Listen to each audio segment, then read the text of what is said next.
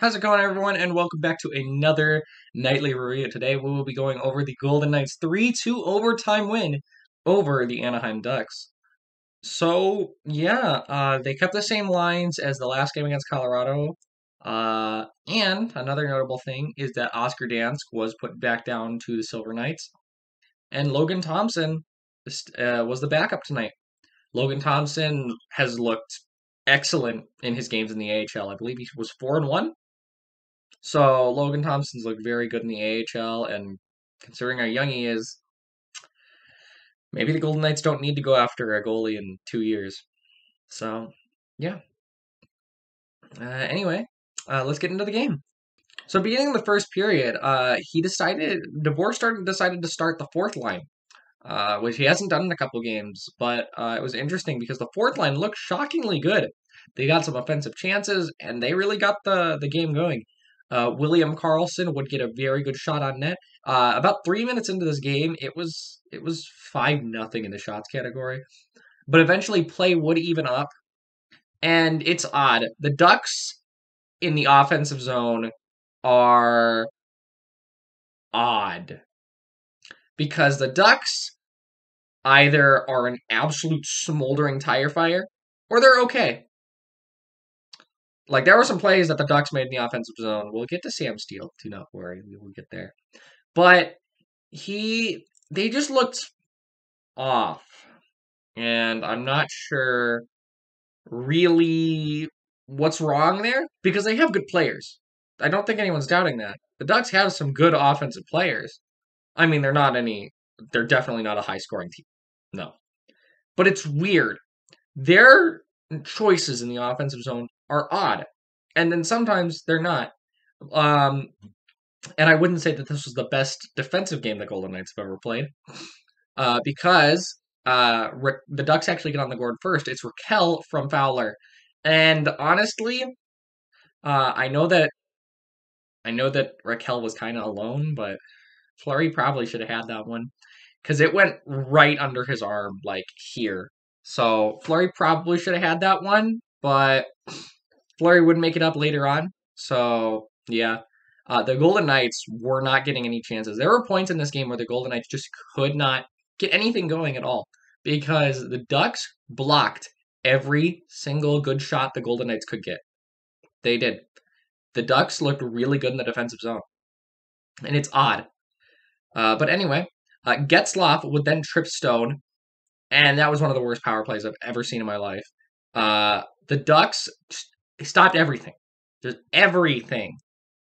But they couldn't do it for long because Pietrangelo would finally get his second goal after some really good chances in the past couple of games from Theodore and Kolesar. Yeah, fourth line was on the ice, so Kolesar has really transformed how that fourth line has looked in the past 2 games, and I think they should keep him there because that fourth line has looked a lot more dangerous with him there. And Carrier and Fowler were screening Gibson, so yeah. Karlsson would get another good chance, and the Golden Knights looked a lot better after Pietrangelo's goal.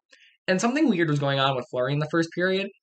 His mechanics and his puck tracking looked kind of off in the first period. I don't know exactly what it was, but it was kind of just his rebound control looked off. Like, there were a couple plays where I'm like, Fleury should glove that. And it just bounced out of his glove, and Fleury had to make some weird saves where he wasn't right positionally, so I think he had a bit of an off first period, but after that, he looked fine. Carrier got a chance at the beginning of the second period. Isaac Lundestrom got a chance, and oh boy, Fleury has ascended to a new level on Isaac Lundestrom. Steele then got stopped by Martinez. Okay, the Ducks have a 2-on-1. Martinez takes the passing lane away. Steele just sits there with the puck on his stick until Martinez moves over and taps the puck away from him.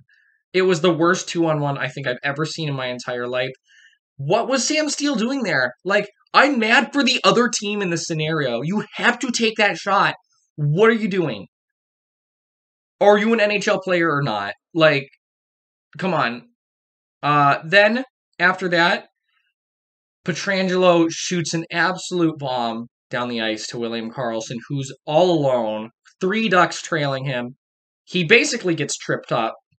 As he's falling, puts just a little blooper over Gibson's glove, and it goes in. And what a goal by William Karlsson on that one.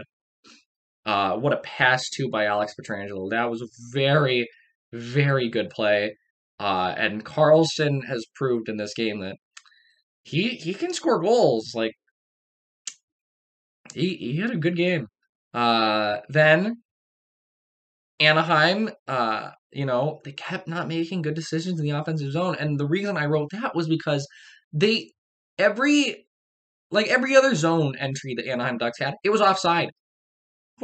How many offsides did they take tonight? There were a million. And I know that VGK defenders were there, but you gotta enter the zone clean. It was every other time. And I don't think the Golden Knights played that great defensively tonight. So, yeah. Then Max Jones was stopped by Fleury.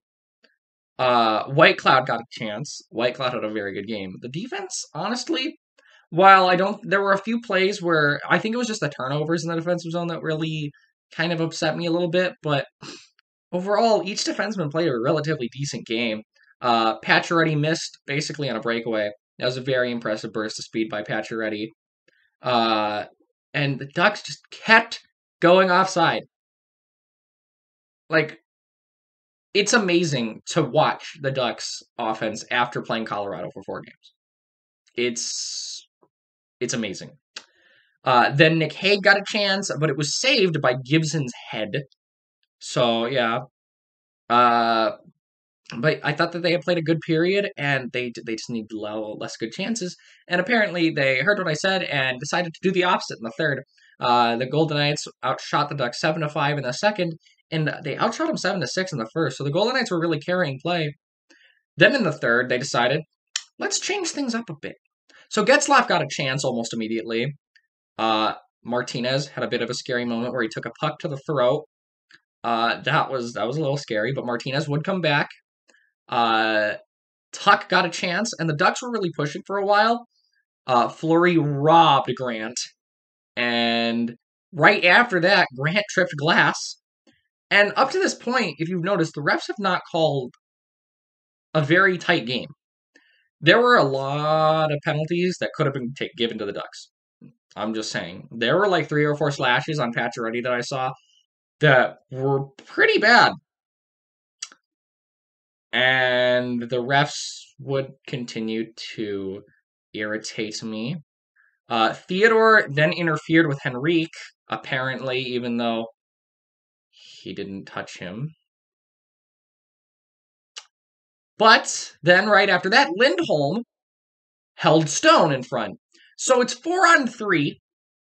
Martinez came back during that 4-on-3. No real good chances came out on either side. Then, the play that everyone's talking about. So the puck's behind the net. It flips up. Rickard Rakell bats the puck down. Okay, we're all familiar with a hockey stick, right? If you're holding it like this, is the stick over your shoulder?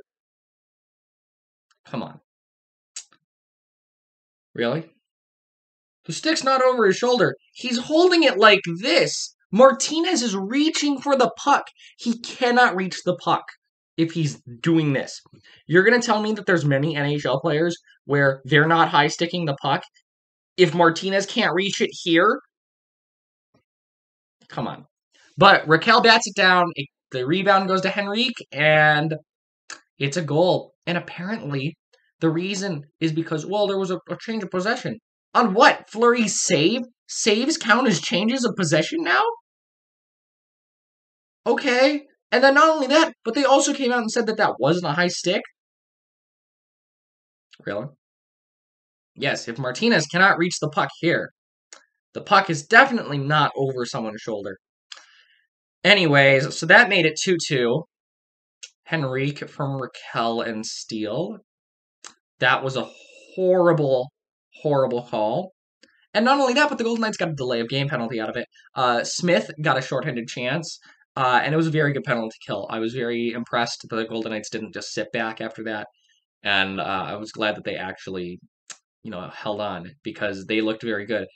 But the Ducks then hit a post, and then it was pretty evenly played till the end. So it goes to overtime, even though it really shouldn't have. The Ducks got the big chances early. Most notably, Isaac Lundestrom gets another big chance on Fleury, and Fleury has ascended to Isaac Lundestrom's dad. Because remember last game against the Ducks, in the 1-0 shutout with the Ducks, Fleury robbed Lundestrom there. And yeah, then Tuch missed the net. Gibson stopped Tuch's backhand. Fleury stopped Getzlaf. And then it is William Karlsson off of a breakaway from Smith and Theodore. And that was it, 3-2. He just deked around Gibson and put one in. And that was it. Luckily, the Golden Knights get out of this one 3-2, and they get 2 points out of it. They stay first in the division. I know Minnesota's been really hot lately, and they've caught up. Although I do believe the Golden Knights have a game in hand. So, yeah. This game goes to overtime, and the Golden Knights win, even though it shouldn't have gone to overtime, and I'm going to stand by that until the day I die, because that was definitely a high stick, and I don't care what anyone says. Anyway, shots in the overtime were 6-4. I don't think I've ever seen that many shots in an overtime. The total shots on goal, I forgot to mention that the Ducks outshot the Knights 13-9 in the third period. Oof.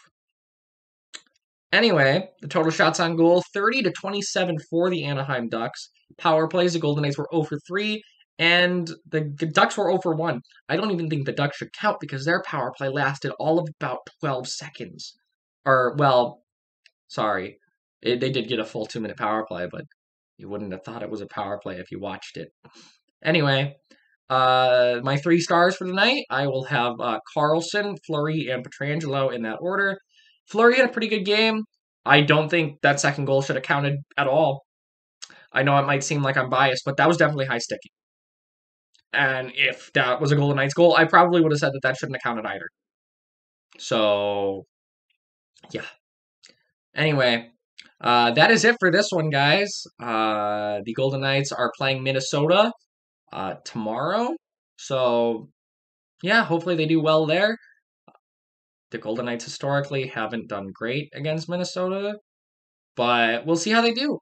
Anyways, guys, that is it for this video, and I will see you next time.